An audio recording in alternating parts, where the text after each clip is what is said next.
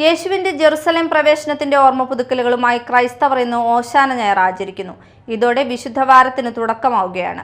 സംസ്ഥാനത്തെ വിവിധ ദേവാലയങ്ങളിൽ ഓശാന ഞായറിന്റെ പ്രത്യേക ചടങ്ങുകളും കുർബാനയും ആരംഭിച്ചു.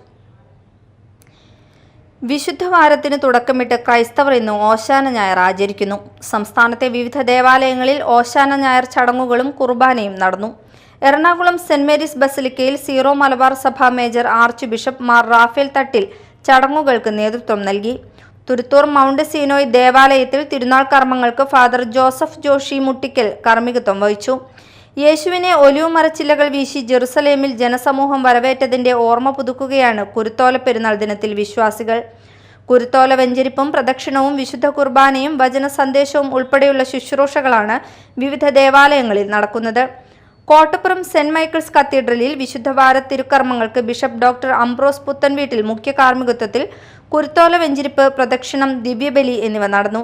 കത്തീഡ്രലിൽ നടന്ന ദിവ്യബലിയിൽ കത്തീഡ്രൽ വികാരി റവറൻ ഡോക്ടർ ഡൊമിനിക് പിൻഹീറോ, സഹവികാരിമാരായ father Nikhil Muttikkal, father Tony Kunnathur, procurator father Joby Kattassery, ബിഷപ്പിന്റെ secretary father Bion Thomas, father Rupesh എന്നിവർ സഹകാർമ്മികരായി.